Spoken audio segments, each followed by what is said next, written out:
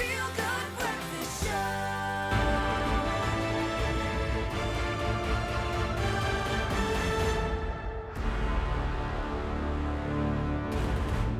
So serious. Welcome back. You're just in time. JP Sebastian, with a very offensive shirt, is on our couch right now, and he's about to talk all things movies.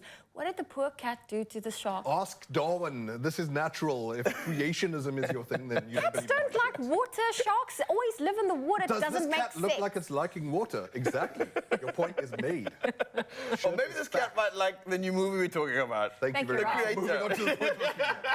Yes, yes. I'm pretty sure you have. Talk to me, brother. What's happening? So, I mean, yeah. how do you, are you guys into sci-fi movies? Do you feel like you've seen a really good, strong stick in sci-fi in a long time? I feel like I haven't. A lot of it's just been like, I think people confuse sci-fi with lightsabers, with Jedi and stuff like that. Yeah. And it's space opera, that's a different thing, but this seems like pretty pure in its own way. The creator, starring John David Washington, who we one day will stop calling Denzel Washington's son because he is, by himself, a very good actor. Is he really his son? Wow, this is a whole nother Darwinian Let's thing. debunk this. So we might get into the meat and potatoes of why that is your little conspiracy another time, but for right now the conspiracy is that it's set in the far future, near future actually, where humans are fighting AI, robots in one sense, and he's an infiltrator spy who is on one side of the humans possibly, one side of the robots. We don't know, we'll find out, but here's a taste of who they are after in the creator, which is a very special weapon. A little kid, you'll learn about more right now. Bring it on. あの子が俺たちを救ってくれる。 She can stop it? She's not ready yet. The range of her powers are still growing. But if we can get her up there, maybe she can destroy it. How could anyone survive that? She won't. But it will turn the tide of the war. Does she even know what she's been created for? 彼女は何も知らない。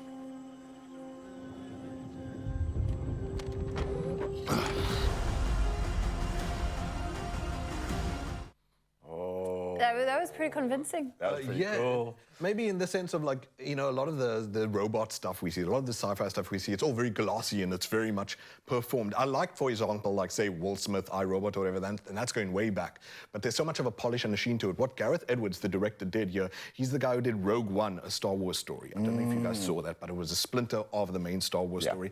And he brought kind of almost a Saving Private Ryan kind of grit to robot warfare, that one day if we do have to live side by side with him, and these are things that are probably 5 years from now, it's weird for us to think about and talk about on the couch, but that they might just be in the same slums as we live in, the same ghettos, the same urban environments, and we might be shoulder to shoulder, whether as bechies or rich people, who knows what.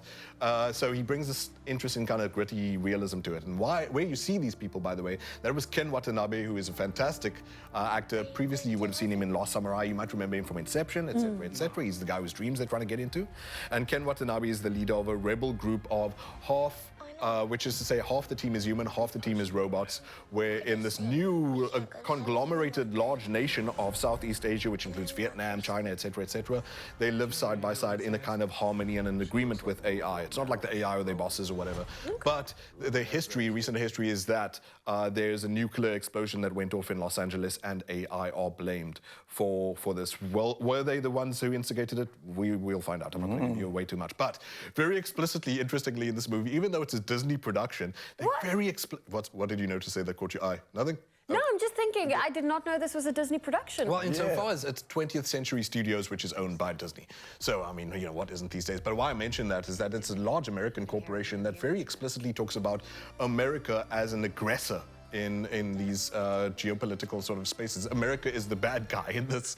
And so that's an interesting, refreshing take. However, you are entering the territory, and that So yeah, you can see already that there's this drone type of vehicle that flies around the planet and bombs AI and humans wherever they see fit with a sense of impunity, and you'll see a bit more of that in the scene later. The problems, the sticking points come along is that you're introducing another robot movie. We all grew up on Terminator, we grew up on The Matrix, we grew up on Blade Runner, and these have a lot of real estate in original thought. So what do you bring that's original? Unfortunately, sometimes this movie will try and develop an idea and then just try and scuttle it to the wind because it's trying to move along very quickly. It doesn't need to, sometimes, it's not a sin in a way. It will have a clever sort of idea, it's trying to approach him, but doesn't seem to have the confidence to pursue it. Doesn't want to chase that idea down a path, maybe because it's worried about getting too lost in the woods. Speaking of chase, interestingly, nicely, there is a nice, long, pretty extended chase, maybe in the first third of the movie, so it moves pretty good. Okay. John David Washington is fantastic. Gemma Chan is wonderful, and Ken Watanabe, of course. But you Do you feel like a movie like this, the creator would have been better off as a short series? Like, give us rather 7 to 8 episodes and unpack the story properly, then try and give us one movie. Yeah. Especially now that only this year we're starting to see what AI means. All these years we've been trying to talk about, oh, well, the T-1000, the Terminator, whatever, but we're literally seeing people's jobs being threatened by AI. Yeah, 100%. By studios like Disney.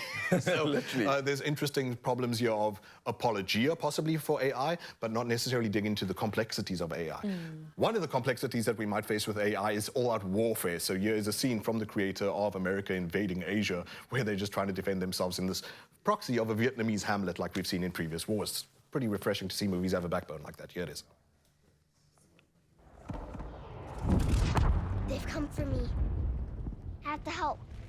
There's nothing we can do. I have to help. Alfred, we gotta go.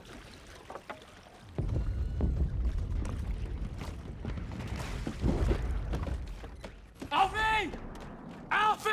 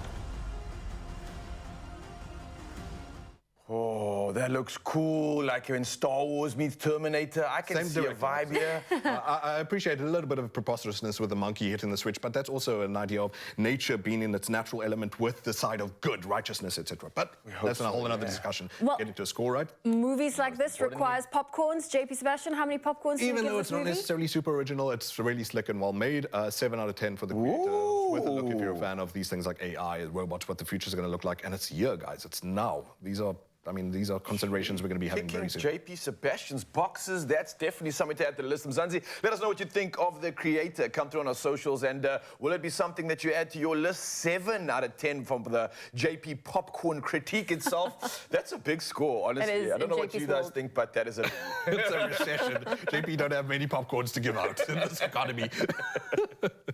Well, all that and a lot more movie action we'll be diving into with you, Mzansi, and a top 5 on AI movies. Yes, all that coming at you in just a bit.